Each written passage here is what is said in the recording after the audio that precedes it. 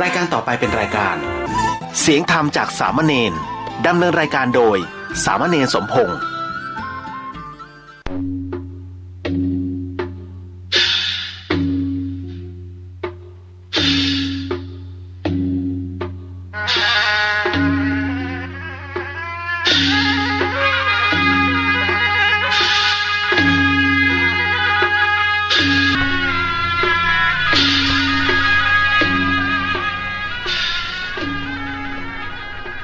เสียงกองเสียงกอง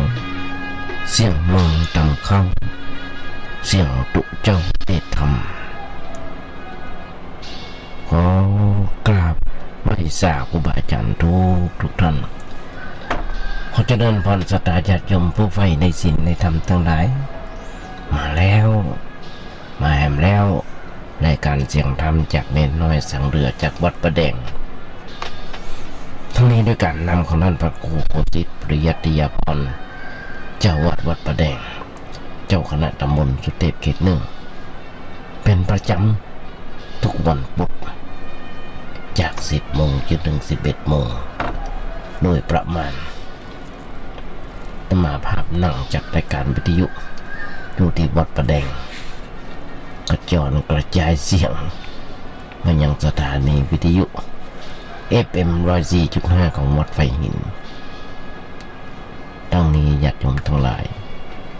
ทางวัดไฟหินก็มีท่านพระครูปริยัติยมศักดิ์เจ้าวัดไฟหินรองเจ้าคณะอำเภอเมืองจังหวัดเชียงใหม่โดยที่มีท่านพระครูสมุวิศวัตรวรกิจโจเป็นนายสถานีและรักษาการแทนเจ้าวัดไฟหินมาภาพเองได้นั่งจัดรายการอยู่ที่นี่ทุกเมื่อเชื่อวันนายปีดีดักก็ได้ให้ความเมตตาจากครูบาอาจารย์และให้ผู้หลายท่านด้วยกันเมื่อว่าท่านพระครูสมุวิศวัตรวรกิจโจท่านแรกก็คือท่านพระครูโคสิตปริยัติยาพรได้สั่งได้สอนวันแรกครั้งแรกก็ยังได้เคยอู้ญาติโยมทั้งหลายว่าธรรมาภาพนั้นบ่เคยจัดรายการวิทยุก็อยากจะจัดรายการวิทยุความฝันมาแต่เมินแต่นานแต่อ่อนแต่ออกเริ่มตั้งแต่เป็นคนบ้านอายุ10 ปลายเพียวยาเพียวหยังอยู่ก็เปิดวิทยุฟังได้ฟังหลวงพ่อมหาทรัพย์นรินทร์โทเป็นจัดรายการวิทยุทางสถานีวิทยุทหารอากาศฟังแล้วชื่นอกชื่นใจหันมาฟังจากจัดรายการเปิดแล้วก็มาฟังเมื่อคืนทุกวันพระจากสถานีวิทยุวปท.2ถ้าจำมาผิดตอนนั้นก็มีโยมบรรลบนามมงคลเปิดจัดรายการวิทยุทุกวันพระเปิดจะนิมนต์พระสงฆ์องค์เจ้ามาแสดงธรรมเขาทำเมืองมาเตดมอดเขาเริ่มตั้งแต่สมาทานไหว้พระหับศีลเป็นผลงานโดยดร.พระจามผลงานเองสมัยนั้นมีแต่ AM วปท.2ตราบจนถึงวันนี้ญาติโยมทั้งหลายก็ฟังแล้วก็มาสมอกสมใจตอนที่บวชอยู่วัดประแดงเพราะฉะนั้นญาติโยมทั้งหลายฟังแล้วหันว่าเป็นยังไงบ้างให้ดีห่างเป็นยังไง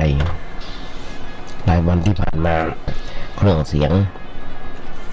ที่ตมาหนังบันทึกเนี่ยนอกจากรายการนี้ก็มี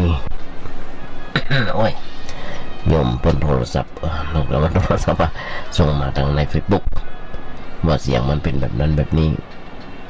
ต้องอนุโมทนาด้วยเนี่ยญาติโยมทั้งหลายญาติโยมฟังก็ชื่นอกชื่นใจอาตมาเองได้บันทึกเทปไว้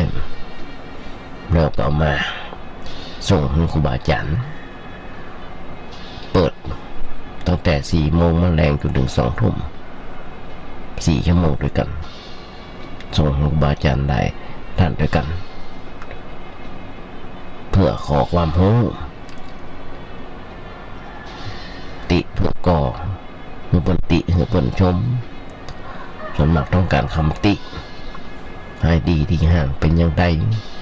ส่งให้ทุกวันมาเดียวก็เป็นมาเกือบปีแล้วเพราะนั้นญาติโยมทั้งหลายบาอาจารย์ยุคนี้สมัยนี้บัณฑิตนักปราชญ์นักเพราะฉะนั้นก็มีการติชมกันเข้ามาติเพื่อก่อไม่ได้ติเพื่อทำลายนึกอย่างว่าในน้อยตัวนี้เป็นลูกเป็นหลานเป็นพี่เป็นน้องเมตตาอินดูคนเราบางวันก็อู้ผิดบางวันก็อู้ถูกเป็นแบบนั้นหรอกเพราะฉะนั้นญาติโยมทั้งหลายวันนี้เป็นวันหนึ่งที่มันนั่งโอ้นั่งจางเป็นวันดีที่ว่าเป็นวันดีนั่นคืออย่างนั่นคือเป็นวันวิสาขบูชานับว่าวันสำคัญทางพระพุทธศาสนาสำหรับเราเจ้าพุทธทุกนิกายทั่วโลกเป็นวันหยุดราชการในหลายประเทศทั้งยังสำคัญเป็นวันสำคัญทั้งระดับนานาชาติญาติโยมทั้งหลายตามข้อมติของสมัชชาแห่งใหญ่แห่งสหประชาชาติตัวจำไปก็บอกว่าเนื่องจากเป็นวันคล้ายวันที่เกิดเหตุสำคัญที่สุดในพุทธศาสนาของเรา3 เหตุการณ์นั่นคือเป็นการประสูติตรัสรู้และบรินิพพานของพระสัมมาสัมพุทธเจ้าซึ่งทั้ง3 เหตุการณ์เนี่ยญาติโยมทั้งหลายได้เกิดขึ้นตัดกันตรงกันในวันขึ้น15 ค่ำเดือน 6ใต้เดือน 8เนื้อของเราเป็นเดือนแห่งวันวิสาขะต่างกันต่างผีกัน เพราะฉะนั้นเจ้าพุทธของเราเลยถือกันมาเป็นวันที่เราร่วมกันแล้วรวมกันเหตุการณ์อันน่าอัศจรรย์ซึ่งห้องการบูชาในวันนี้ว่าเป็นวันวิสาขบูชาย่อมาจากวิสาขปุณณมีบูชาวิสาขปุณณมีบูชามาถึงการบูชาในวันเพ็ญเดือน12วันเพ็ญในวันเพ็ญเดือนวิสาขจะจำตัวหน่อยเน้นหน่อยขอประวัติวันวิสาขบูชาในประเทศไทยของเราสักน้อยหนึ่งก่อนจะเข้าเรื่องอื่นต่าง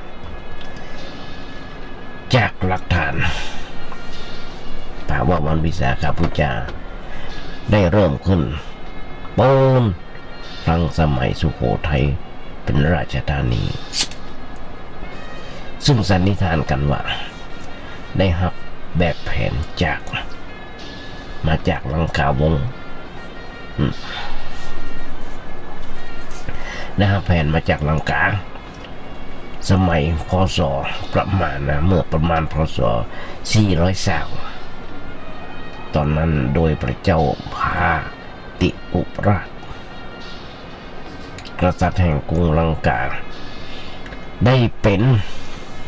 ผู้ประกอบพิธีวิสาขบูชาขึ้นเพื่อถวายเป็นพุทธบูชานับจากนั้นกษัตริย์แห่งลังกาพระองค์อื่นๆก็ได้ถือปฏิบัติประเพณีวิสาขบูชาที่อันเนี้ยสืบต่อกันมาส่วนการเผยแพร่เข้ามาในประเทศไทยนั้นอาจเป็นเพราะเมื่อครั้งสมัยสุโขทัยประเทศไทยของเรามีความสัมพันธ์ด้านพุทธศาสนากับประเทศลังกาอย่างใกล้ชิดจะหันได้ว่ามีพระสงฆ์จากเมืองลังกาหลายตนหลายรูปเดินทางเข้ามาเผยแผ่พระพุทธศาสนา แผ่ไปบวรนำเอาการประกอบพิธีวิสาขบูชาเข้ามาปฏิบัติในประเทศไทยด้วยซึ่งการปฏิบัติวิสาขบูชาในสมัยสุโขทัยนั้นญาติโยมทั้งหลายได้มีการบันทึกเอาไว้ในหนังสือมีหนังสือชื่อว่านางนพมาศอาตมาจะสรุปใจความสั้นๆง่ายๆเท่าที่มีเวลาพอสรุปใจความได้ว่าเมื่อถึงวันวิสาขบูชาพระเจ้าแผ่นดินข้าราชบริบาลทั้งฝ่ายหน้าและฝ่ายในตลอดจนถึงประชาชนชาวสุโขทัยจะช่วยกันประดับตกแต่งพระนครโดยดอกไม้พร้อมทั้งกับจุดประทีปโคมไฟสว่างสวัยทั่วพระนครเป็นเวลา3 วัน 3 คืนเมื่อเป็นการบูชาพระรัตนตรัยขณะที่พระมหากษัตริย์และพระบรมราชานุวงศ์ก็ถือศีลและทรงปฏิบัติบำเพ็ญพระราชกุศลต่างๆเมื่อตกแต่งเมื่อถึงเวลาแมลงก็เสด็จพระราชดำเนินพร้อมด้วยพระบรมสานุวงศ์และนางสนองพระโอษฐ์ตลอดจนถึงข้าราชบริพารข้าราชการทั้งฝ่ายหน้าฝ่ายในฝ่ายนอกในฝ่ายยังพระอารามหลวงแล้วก็เวียนเทียนรอบพระประธานนอกจากนั้นส่วนเจ้าสุโขทัยก็จะรักษาศีลฟังธรรมถวายสลากภัตสังฆทานนะอาหารบิณฑบาตกับพระสงฆ์องค์เน้นบริจาคทานแก่คนทุกข์คนยากทำบุญไถ่ชีวิตสัตว์ต่างๆญาติโยมทั้งหลายต่อมาภายหลังจากสมัยสุโขทัยประเทศไทยได้รับอิทธิพลมาจากพราหมณ์นะครับมาจากพราหมณ์เพิ่มหนักขึ้นมันเลยส่งผลในช่วงสมัยกรุงศรีอยุธยาจุดธนบุรีและรัตนโกสินทร์ตอนต้นซึ่งมีปรากฏการณ์มีหลักฐานไว้นักหนาป่าปันมาแบบย่อๆญาติโยมทั้งหลายวันวิสาขบูชามีความสำคัญอย่างไรญาติโยมเป็นวันที่ระลึกนึกถึงที่องค์พระสัมมาสัมพุทธเจ้าทรงประสูติตรัสรู้และปรินิพพานซึ่งมันตรงกันตัดกัน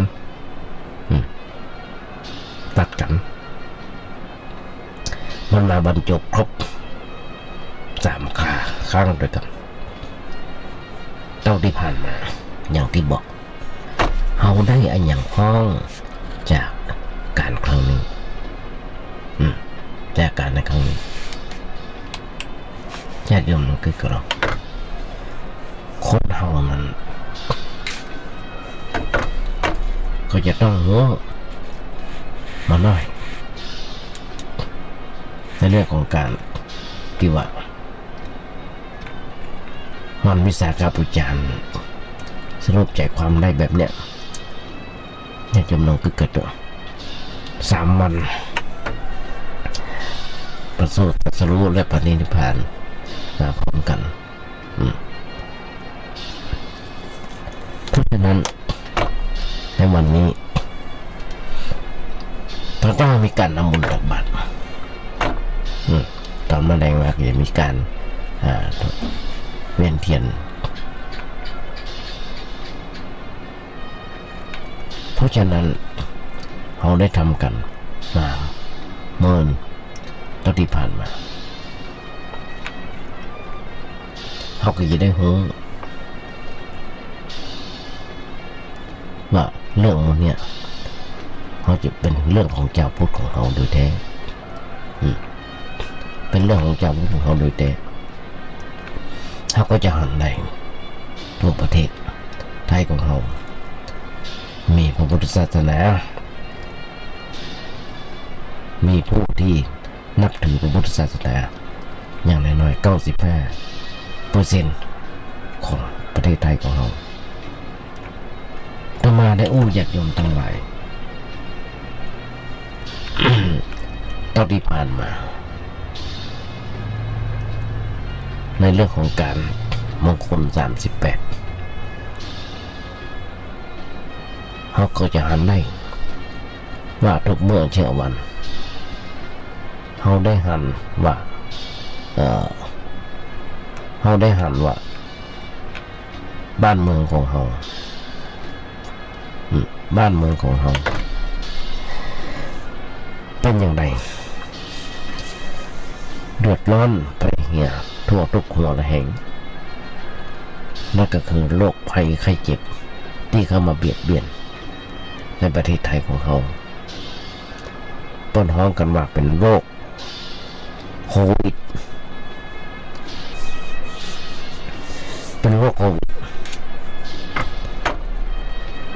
มาจากที่ไหนมาจากต่างประเทศญาติโยมทั้งหลายมาจากต่างประเทศคือประเทศอู่ฮั่นประเทศจีนมาจากประเทศจีนนั่นมาบ้านเฮาทำให้บ้านเฮาเดือดร้อนไปเหี่ยทั่วโลกไม่ใช่เฉพาะบ้านเฮาทั่วโลกมีการตายมีการติดเชื้อโรคก็ย้อนรอยถอยความไปทำไมบ้านเมืองของเราเป็นอย่างที่ดีที่สุดแล้วนั่นก็คือว่าตัวเฮาเองอยู่ในถิ่นที่เหมาะสมก็ย้อนรอยถอยความไปเป็นมงคลอย่างหนึ่งที่เขาเลือกกันมาให้อยู่ในถิ่นที่เหมาะสมถิ่นที่เหมาะสมหมายถึงอย่างไร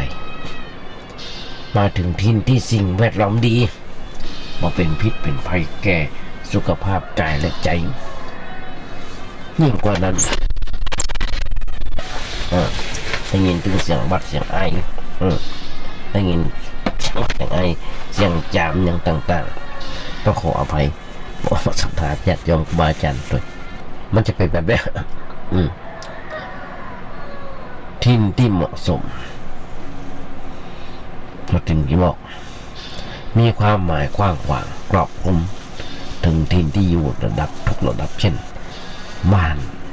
ที่เราอาศัยโรงเรียนที่เราเรียนสถานที่เราทำงานหมู่บ้านชุมชนที่เราอยู่ตำบลที่เราตั้งหลักฐานอำเภอจังหวัดประเทศอย่างต่างๆเพราะฉะนั้นย่างน้อยๆอยู่ในถิ่นที่เหมาะสมเลือกที่อยู่ที่ทำงานที่เหมาะสมเฮาควรแสวงหาถิ่นที่เหมาะสมอยู่อาศัยเมื่อได้ถึงจะเจริญเช่นแสวงหาโรงเรียนดีๆที่ทำงานดีๆทำเลปลูกบ้านดีๆจะบวชก็ห้างวัดดีๆเพราะฉะนั้นอยากโยมผู้ชมทำทั้งหลายการตัดสินใจก็ทำอย่างหนึ่งการตัดสินใจก็ทำอย่างหนึ่งนั่นคือการตัดสินใจไว้กระจาไว้กระจาพระเจ้าว่าช้าๆได้พาเล่นงานมันมีผลต่างกันอยากจะมุ่งสอนทำทั้งหลายการตัดสินใจเว้ยก็ได้ผลเว้ยตัดสินใจจ้าอาจบัดดันการอย่างกำพังเบยเป็นว่ากลัวทุกข์จะสุขง่ายกว่าไหมย้อนระลึกนึกถึงสมัยครั้งพุทธกาลพระอัญญาโกณัญญะบรมสาวกในพุทธศาสนาองค์แรกของพระเจ้าแต่พระสุภัททะปริภาชกพระสาวกขององค์สุดท้ายเคยเป็นพี่น้องกันชื่อมหาการ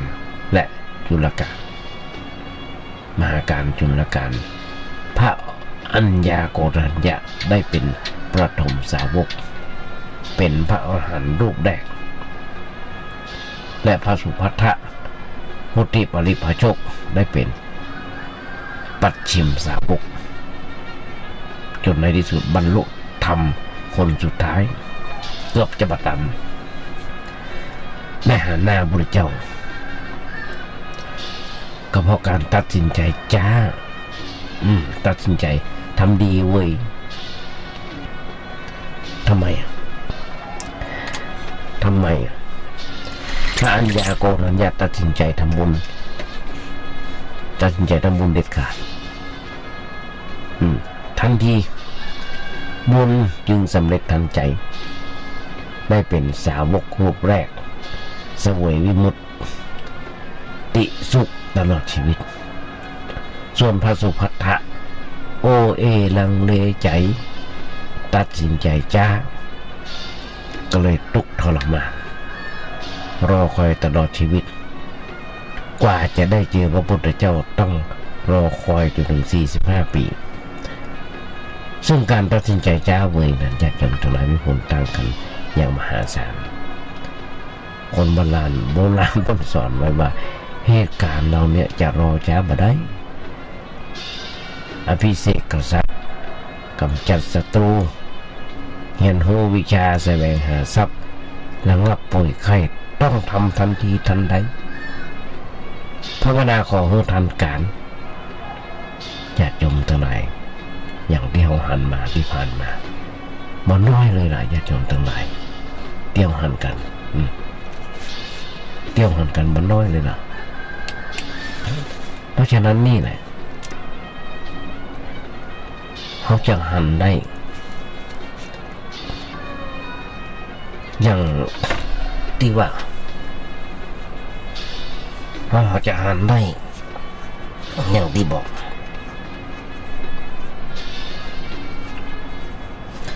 พระพุทธเจ้าของเขา45 พรรษาที่มันบวชอยู่ที่เพิ่นได้กว่าจะจนได้เป็นอนุตตรสัมมาสัมโพธิญาณทำไมพระเจ้าเขาเลือกแล้วที่เหมาะสมแล้ว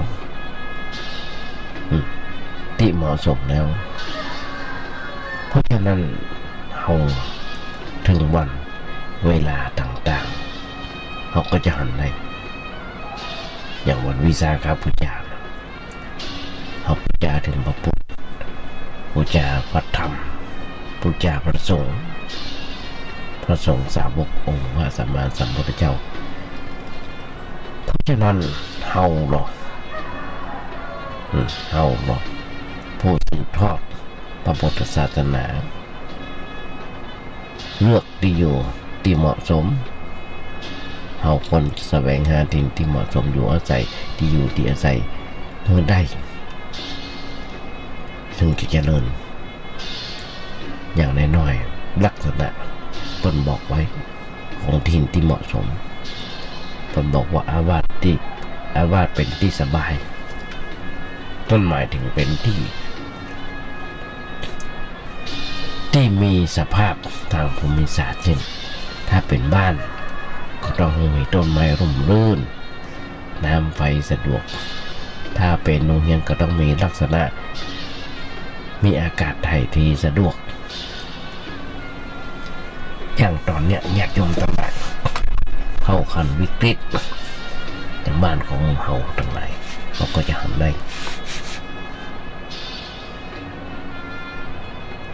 ทุกเมื่อเชื่อวัน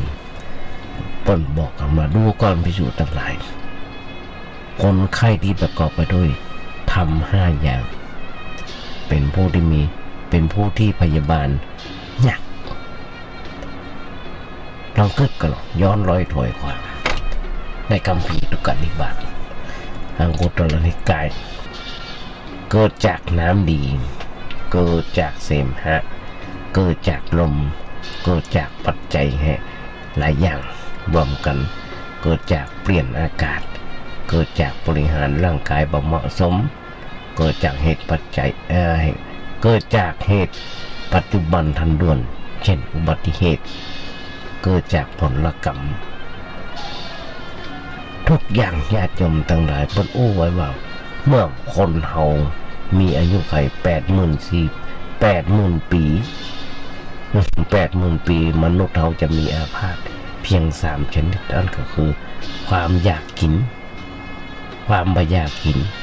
ความแก่แล้วก็ญาติโยมทั้งหลายเปิ้นบอกไว้เป็นภาษาบาลีว่าอิจฉาความอยากกินอสนังความไม่อยากกินชราคือความแก่เพราะฉะนั้นคนไข้ที่พยาบาลเนี่ยเปิ้นถึกบอกดูก่อนภิกษุทั้งหลายคนไข้ที่ประกอบด้วยธรรม5อย่างเป็นผู้ที่พยาบาลเนี่ยก็คือมักทำสิ่งซึ่งมาเป็นที่สบาย2บอกหูประมาณในสิ่งที่สบายโดยเฉพาะบ่กินยามาบอกการอาการป่วยตามความเป็นจริงของผู้กับพยาบาลผู้กับผู้พยาบาลผู้ปรารถนาสิ่งที่เป็นประโยชน์ว่าอาการป่วยเพิ่มขึ้นทุเราลงหรือว่าทรงอยู่เขาก็จะหันได้ญาติโยมทั้งหลายเท่าที่ผ่านมาโรคโควิดเกิดขึ้นกับคนบางกี่คนก็แพร่กระจายกระจายไปทำไมเพราะมีบุคคลที่บัญยอมบอกหมดโอกาสได้ผ่านจากประเทศนั้นมาประเทศนี้มาได้นำเอาโรคภัยไข้เจ็บพวกนี้ติดเข้ามาในประเทศไทยของเราและก็แพร่กระจายไปโดยเฉพาะที่อะโคจรที่อะโคจรที่ไหนสนามมวยมีคนเจ็บคนป่วยเป็นโรคนี้หนักแพร่กระจายไปเพราะในสนามมวยนั้นใจเสียงส่งเสียงเชียร์มวยตายไม่พอตายไม่พอว่ะตายบ่พอที่อะโคจรทำอย่างนึงคือสนามสนามจนไก่ตายบ่พอยังใจเที่ยครับเทคบาร์ท่านก็ญาติโยมทั้งหลายระเบิดไว้หมดเลยจนมีการตายเกิดขึ้นจนมีคนป่วยหนักขึ้นจนบ้านเมืองของเราปิดประเทศท่านอยู่ต่อมาอายุป่านนี้เลยหลัก6ก็ปะให้บักกี้เตื้อนั่นก็คือต้นเฮาอันอย่างก็น่าลืมไปละ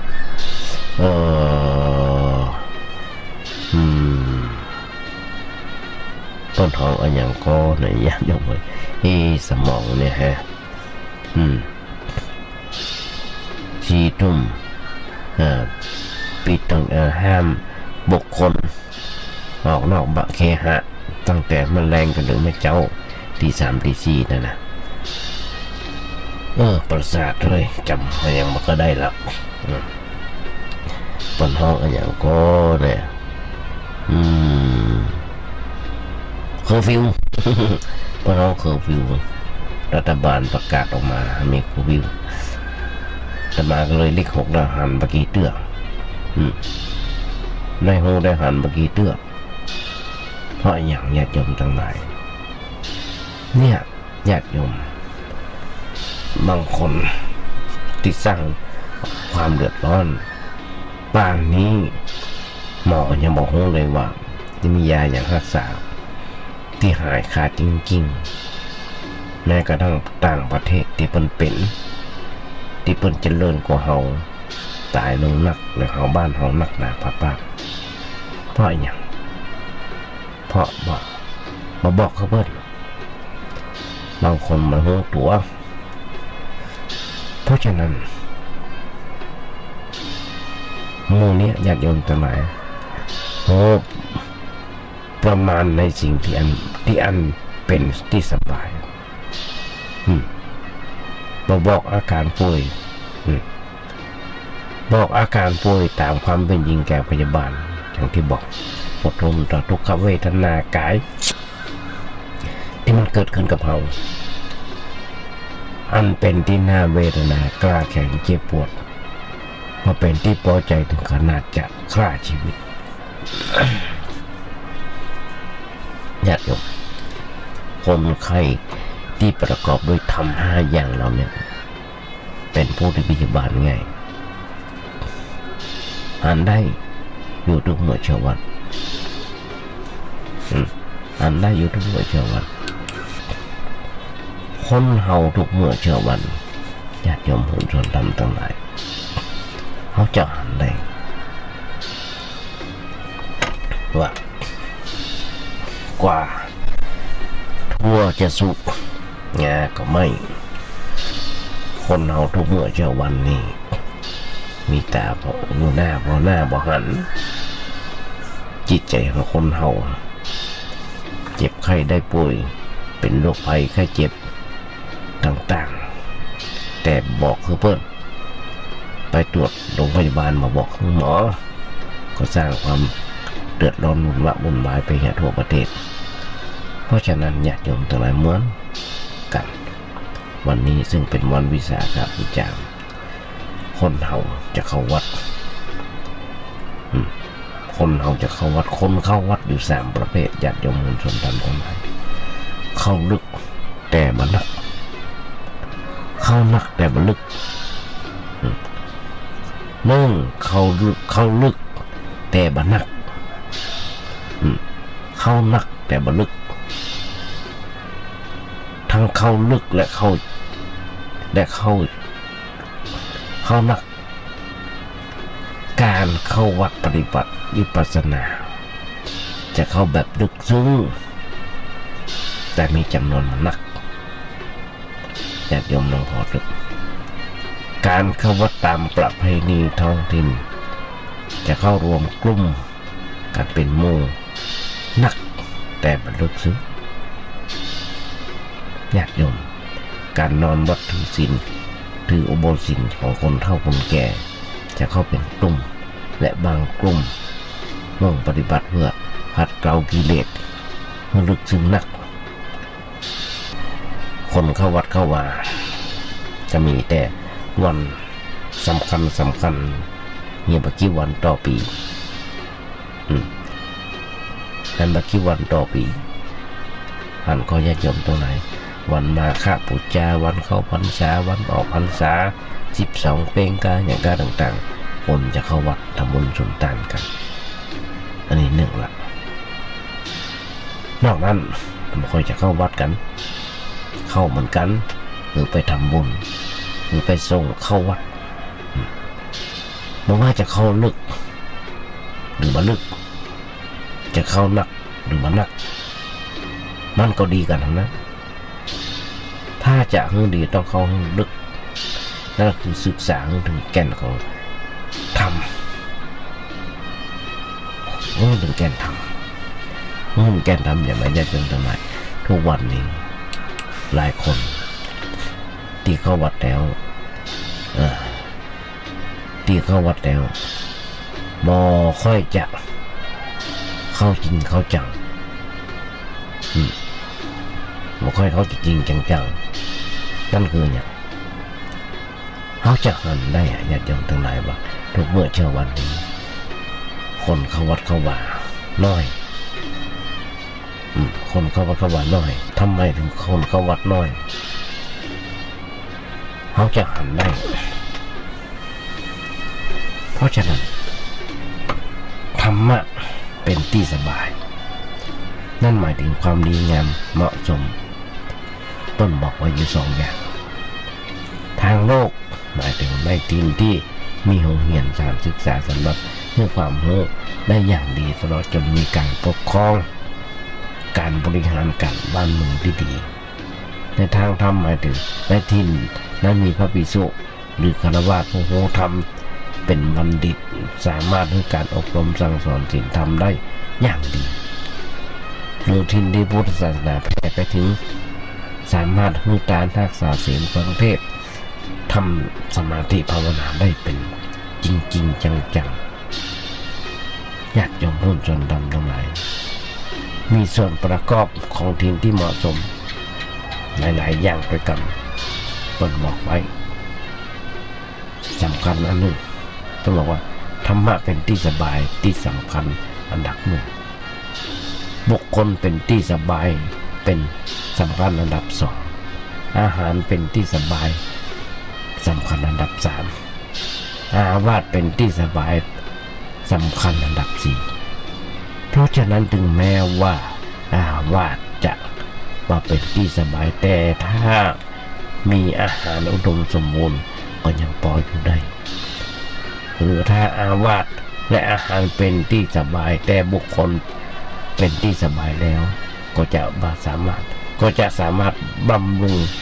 อาหารและอาวาสให้เป็นที่สบายได้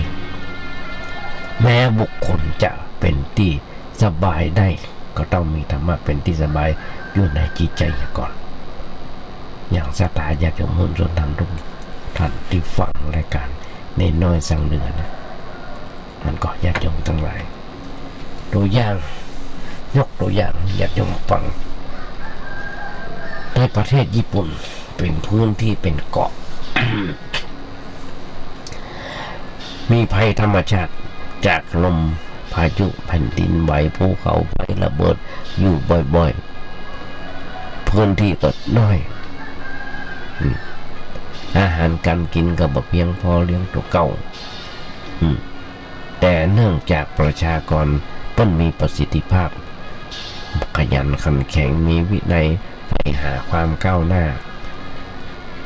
และมีหลักการปกครองประเทศที่ดีมีความรักชาติจึงเป็นผลให้ประเทศญี่ปุ่นพัฒนาเจริญรุ่งเรืองจนเป็นมหาอำนาจทางเศรษฐกิจของโลกได้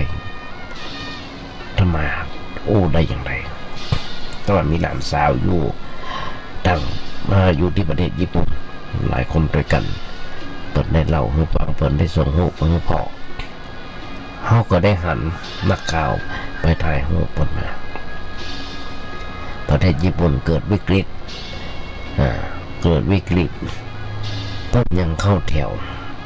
ไปรับแจกของต่างๆเป็นระเบียบเรียบร้อยแต่บ้านเฮาจะจมตั้งหลายลูกกันแสงคิวกันนักละป้าเราได้หันกันแม้กระทั่งจนกระทั่งถึงเย็บกันตายก็ยังมีอย่างประเทศจีนประเทศอินเดียหันอยู่เพราะฉะนั้นส่วนประเทศไทยมีสภาพเปรียบเทียบจากญี่ปุ่นกับประเทศไทยของเราไม่ค่อยมีภัยธรรมชาติที่รุนแรงอาการกินอาหารการกินอุดมสมบูรณ์แต่ก็ยังขาดอยู่ก็คือคนของเรายังขาดวินัยยังขาดอยู่อย่างความวินัยต้นให้กักตัวเพื่อรักษาโรคภัยไข้เจ็บ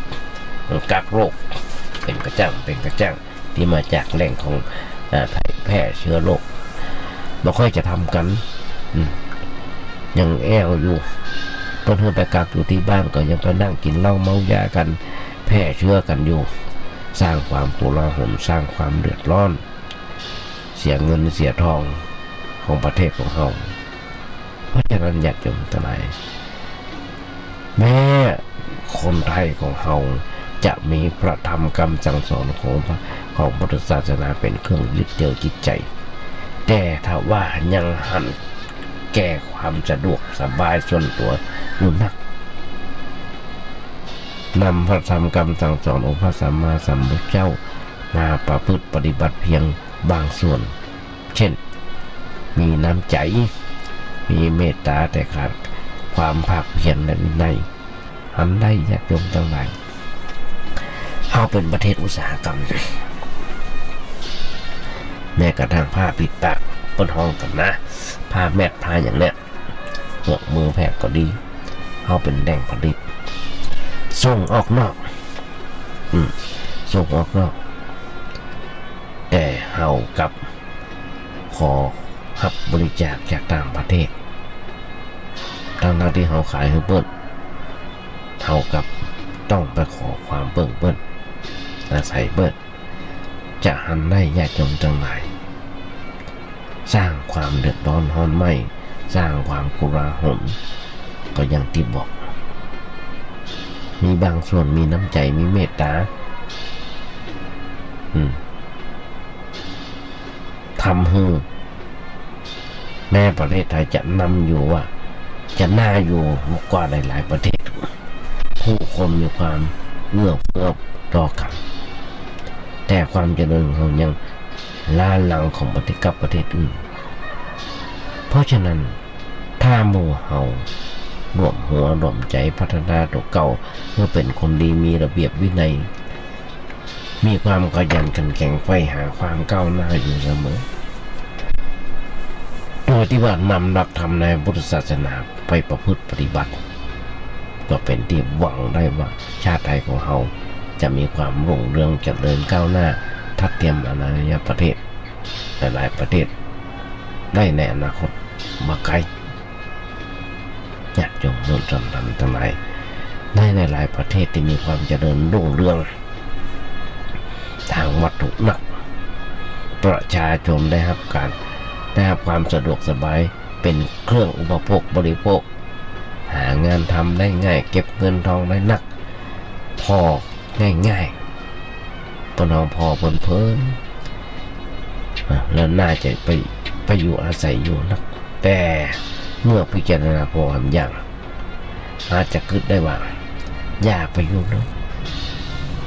เพราะธรรมะเป็นที่สบายโอกาสที่ผู้อยู่อาศัยจะสร้างความก้าวหน้าทางใจโอกาสที่จะสร้างบุญบารมีมีน้อยลองคิดดูดีคนในประเทศเรานั้นตื่นเจ้า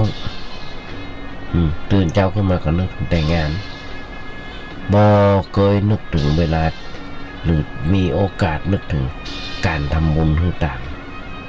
การรักษาศีลหรือการทำสมาธิภาวนาเลยหรือบางครั้งนึกถึงแต่ก็ไม่มีใครแนะนำเพราะฉะนั้นมีชีวิตอยู่ก็เหมือนคนที่ตายแล้วคือตายไปแล้วจากคุณงามความดีในประเทศไทยของเราญาติโยมชนดำทั้งหลายแม้ความเจริญในด้านวัตถุอาจจะยังล้าหลังแต่ด้านธรรมะยังเจริญอยู่มาน้อยเขายังมีโอกาสหื้อตานรักษาศีลเจริญภาวนาได้เต็มที่มีโอกาสสร้างบุญขึ้นหนักๆขึ้นไปญาติโยมธรรมะได้หันพระสงฆ์องค์เจ้าที่เพิ่งเคยมาบวชเรียนอยู่ที่วัดประแดงตอนนี้ไปเป็นครูบาอาจารย์เป็นเจ้าวาดเป็นพระปฏิบัติต้นส่งภาพมาอย่างเช่นหมู่บ้านทั้งหมู่บ้านรักษาศีลทั้งนี้มีบ้านหนึ่งที่ทั้งหมู่บ้านมากินเนื้อมาฆ่าสัตว์ตัดชีวิตโอ้ยญาติโยมทั้งหลายทุกวันพระจะไปทำบุญสมทานกันล้นอุ้มหน้าว่าข้างล้นได้เคยได้ทำอาหารมาถวายมาเลี้ยงลงทานเป็นที่น่าชื่นอกชื่นใจว่าพระพุทธศาสนาของเราเจริญรุ่งเรืองถึงขนาดนั้นมีหลวงพ่อจากวัดพระธาตุวัดโซดามีหลวงพ่อท่านหนึ่งที่เป็นมรรคาของพระเดชพระคุณหลวงพ่อเจ้าวัดโซดาตอนนั้นเป็นธรรมจาริกไปตรวจงานอย่างต่างๆตอนได้ถ่ายภาพได้ยังไม่พอเป็นที่น่าจิตอกจิตใจอันก่อนจะจมตัวไหนต้นบอกว่าต้นมีวิธีทำให้บ้านน่าอยู่ต้นบอกว่าเขาดูแลให้สะอาดเป็นระเบียบมีทางถ่ายที่อากาศให้สะดวกนั่นเองที่อู้ประเดี๋ยวเนี่ยต้นบอกว่าเลือกซื้อเลือกทำอาหารเมื่อถูกหลักอนามัยเป็นแม่บ้านก็ต้องหัดทำอาหารเป็นจูงใจคน ในบ้านให้มีความเคารพซึ่งกันและกันละเว้นอบายมุขอันเนี้ยสำคัญอยากยกทั้งหลายละเว้นอบายมุขต้องมาได้หันข่าวในทีวีเป็นที่น่าสลดหดหู่ละอ่อนอายุ14 ปีเป็นแม่หญิงเงินตุยกินเหล้าเก่งต้นบอกว่ากินแค่2 ขวดเบียร์เหี่ยน้อย1เหล้าขาวจนเตียวบ่ได้ต้นบอกว่ากินแบบน้อยๆวันนี้วันก่อนกินหนักกว่านี้ทำไมอยากเป็นตัวไหนมาก็เว้นในใบอบายมุขท่านกันอยู่เป็นบ้านเป็นละอ่อนที่ทำเขาพอแล้วปัจจัยหน้ารู้เลยจะจมตัวไหนมันน่าจังเขาย้อนไปดูเบื้องหลังของเพิ่นเป็นที่น่าเวทนาพ่อแม่เลิกกันมันมีไผสั่งมันมีไผสอนสัมมาเลเทเมาสัมมาเลเทเมาอย่างข่าวที่มีสุภาพสตรีท่านหนึ่งที่เป็นคนพิการไปชิงทองบนมาถ้าบอกโง่ตื่นลึกหนาบางของเปิ้ลจนกว่านักข่าวไปถึงบ้านถึงมาเปิ้ลมีลูก2 คนลูกเปิ้ลเป็นคนดีอายุ13 14 15ใหญ่ที่สุดคือ15น้อยหันจำไม่ได้ละ2 คนไม่จึงมีนี่ไม่หญิงประจายเป็นที่ฮักใคร่ของเจ้าบ้านทำมาหากินมันมีปัญญาที่จะส่งลูกเรียนเนี่ยเป็นคนพิการต้องมาหาเลี้ยงลูกจนสุดปัญญาได้เป็นหลักเอาทองไปชิงกับทองเปิ้ลหันก่อนแย่จนตัวไหนหันกล่าวเพราะฉะนั้นอยากยกจังที่บ้านเมืองของเฮาผู้หลักผู้ใหญ่ในบ้านในเมืองของเฮาต้องช่วยเหลือกันอย่างน้อยๆอันนี้ส่งการอยู่ในที่ที่เหมาะสมเราถึงจะได้เพราะฉะนั้นทำให้ได้รับความสุขกายสบายใจสุขเต็มที่สุขใจเต็มที่ทำให้ได้รับความเจริญก้าวหน้าทางโลกและทางธรรมทางโลกและทางธรรมทำให้มีโอกาสบำเพ็ญบุญเต็มที่ทางการศีลภาวนาทำให้ได้ลาภอันประเสริฐทำให้ความศรัทธาในพระศาสนาไตรทำให้ได้ครับทำให้ได้ฟังธรรมอันประเสริฐคือได้ฟังคำสอนของพระสัมมาสัมพุทธเจ้าทำให้ได้รู้พระสัจธรรมคือได้ศึกษาธรรมะทำให้ได้หันการอันประเสริฐทำให้ได้การหันอันประเสริฐนั่นคือได้หันพระรัตนตรัยทำให้ได้การศึกษาอันประเสริฐทำให้ศึกษาศีลภาวสมาธิภาวนาได้บำรุงพระพุทธศาสนามาน้อยเลยญาติโยมผู้ส่วนทำทั้งหลายคือใจแล้วถึงผูกพันอยู่กับพระรัตนตรัยโดยดูตัวอย่างจากผู้ปฏิบัติธรรมทั้งหลายพระพุทธพระธรรมพระสงฆ์ทำให้ได้ถึงได้เป็นที่พึ่งอันสูงสุดคือพระพุทธพระธรรมพระสงฆ์ทำให้ได้อริยทรัพย์คือหนทางสู่พระนิพพานอยากยอมผมส่วนธรรมทั้งหลายเขาจะได้ทำได้ทุกเมื่อเช้าวันเมืองบ้านของเฮาเมืองของเฮามีบ่น้อยคนเฮามีบุญวาสนาทุกคนที่อยู่ในประเทศไทยที่อยู่ในพุทธศาสนาเป็นบุญเป็นคนที่มีบุญวาสนามากกว่าญาติโยมทั้งหลายเปรียบผลไม้พันธุ์ที่มันแย่ถึงจะใส่ปุ๋ยรดน้ำพรวนดินดีอย่างใดก็ตามอย่างมากก็ทำให้มีผลดกขึ้นมาครับแต่จะทำให้รสชาติดีกว่าเดิมนั้นยาก ตรงกันข้ามผลไม้พันธุ์ดีแต่รสน้ำพรดินเพียงพอประมาณเกินผลหนักเกินคาดรสชาติก็โอชาเช่นกันผู้ที่บ่ได้สั่งสมคุณงามความดีมาก่อนประกอบการคิดใดๆก็จังถึงจะมั่นสักขนาดไหนสักปานได้ก็จังผลแห่งความดีกว่าจะปรากฏเต็มที่คนได้ใจก็ต้องใจความพยายามอย่างหนักและเสียเวลานักส่วนที่ผู้ที่สั่งสมคุณงามความดีมาก่อนเมื่อทำความดีผลดีจะปรากฏเต็มที่ทันตาหันส่งผลให้มีความเจริญก้าวหน้าเหนือกว่าบุคคลหลายคนด้วยกันอย่างน่าอัศจรรย์ยากเดียวคนดีบ่ได้สร้างสมบุญวาสนามาก่อนเรามาก็เกิดบุญคืออย่าง บุญคืออย่างในความคิดของธรรมาภาพบุญคือความอิ่มเอิบใจอยากจะนั่งฟังธรรมานอนฟังธรรมาในปลดยูทูบฟังธรรมานั่นคือได้บุญอย่างหนึ่งละบุญที่ได้ผลเป็นบุญของธรรมาภาพที่หนักโอ้ตั้งใจในบุญธรรมาก็เอามาจากครูบาอาจารย์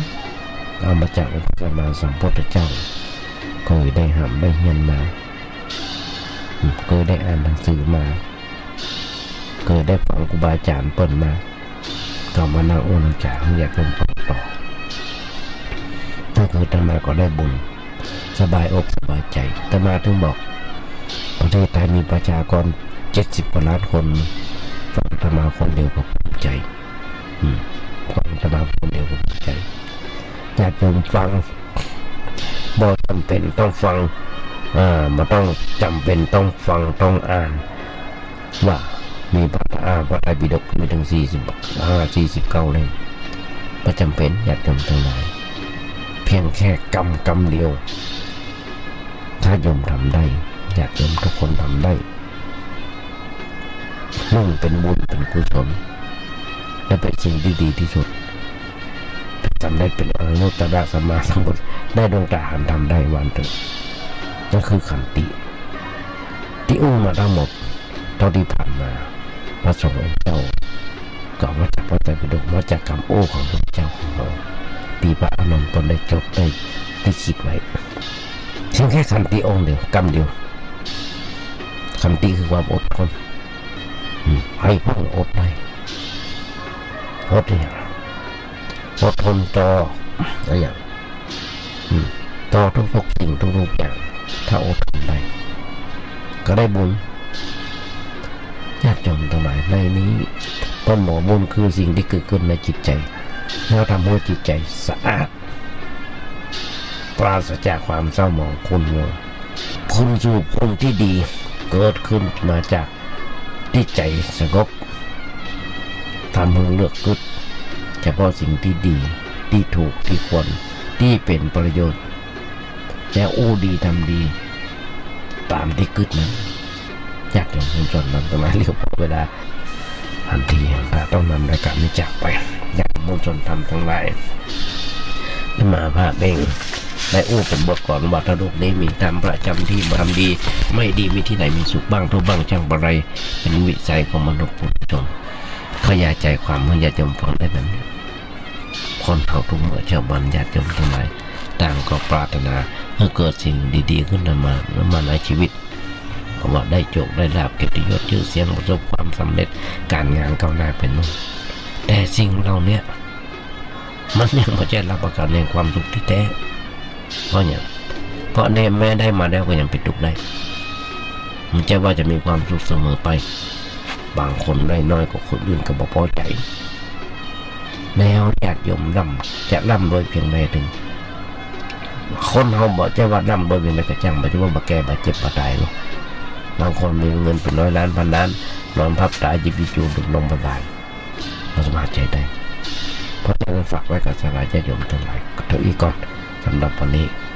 ก่อนนำรายการได้จากไปญาติโยมทั้งหลายก็ขอเอางานบุญงานกุศลเอิ้นญาติโยมทั้งหลายสักหน่อย เรื่องแรกก็คือทางวัดประแดงของเราโดยที่มีท่านพระครูโคสิตปริยติยพรเจ้าวัดวัดประแดงเจ้าคณะตำบลสุเทพเขตหนึ่งพร้อมกับทั้งคณะกรรมการและศรัทธาญาติโยมทั้งหลายเปิ่นได้ปรึกษาด้วยกันว่าบ้านใดหน้าของเราจะต้องมีการซ่อมแซมหรือว่าจะแปลงใหม่อย่างไรตอนนี้กำลังรอคณะวิศวกรรมจากมหาวิทยาลัยเชียงใหม่เปิ่นได้ออกแบบออกไปอย่างไรกันว่าจะต้องทำเป็นอย่างไรญาติโยมก็ร่วมทำบุญสุดทางกันได้แล้วโทรศัพท์ไปถามท่านพระครูเจ้าวัดได้เลยเบอร์โทรศัพท์ผมมีอยู่ว่า08188156900818815690เสนาสนะอย่างต่างๆที่เราที่ผ่านมาก็ได้บำรุงรักษาและซ่อมแซมเสนาสนะเสร็จไปหลายอันหลายอย่างตอนนี้ก็ยังเหลือปันใดหนักทำเรื่องนึงวัดนึงทางวัดไฟหินทางวัดไฟหินก็จะมีการซ่อมแซมหรือว่าสร้างซุ้มประตูเข้าวัดซึ่งทางวัดไฟหินยังมีเดียวเพราะฉะนั้นฝากบอกญาติโยมทั้งหลายใครจะร่วมทำบุญใกล้ที่ไหนก็ไปที่หั่นทานบาตรทานเพื่อนตามจะเดินก็ทำบุญกันได้โทรศัพท์ไปถามท่านพระครูสัมมุวิศวัตรวรกิจโจเจ้าวัดวัดไฟหินรักษาการแทนเจ้าวัดเบอร์ผมมีอยู่ว่า0879152924นั่นโยมไปหาเปิ้นได้โทรศัพท์ไปหาเปิ้นได้เปิ้นจะอยู่นะเพราะฉะนั้นฝากไว้กับสาธารณชนทั้งหลายโดยท้ายรายการวันนี้ญาติโยมแต่ละวันนี้อาจจะเป็นวันครบรอบวันเกิดของใครคนใดคนหนึ่งภาพในวันนี้แมลงมาก็คงจะต้องเวียนเทียนกันอย่างกันต่างๆก็ขอเจริญพรเรียนเชิญญาติโยมทั้งหลายร่วมทำบุญสุนทานกันในวันนี้เป็นวันวิสาขบูชาได้การต่างๆเรื่องมาภาพในจะเปิดถึงญาติโยมฟังนำเที่ยวเนื่องจาก4 โมงจนถึง2 ทุ่มในทาง YouTube ทาง Facebook ทางไลน์ต่างๆเพราะฉะนั้นฝากบอกญาติโยมทั้งหลายตรงโดยทางสถานีวิทยุ FM 104.5 ตั้งแต่ 10 โมงจนถึง 11 โมงและความเมตตาจากอาจารย์เปิดได้เปิดเครื่องถ้ารายการวันนี้ญาติโยมทั้งหลายขออวยพรสลายเยี่ยมทั้งหลายผู้ที่ครบรอบวันเกิดในวันนี้ขอมีความสุขความเจริญคิดสิ่งหนึ่งสิ่งใดสมความมุ่งมั่นปรารถนาขอให้ญาติโยมทุกท่านอย่าเจ็บอย่าไข้กันเลยขอเจริญพร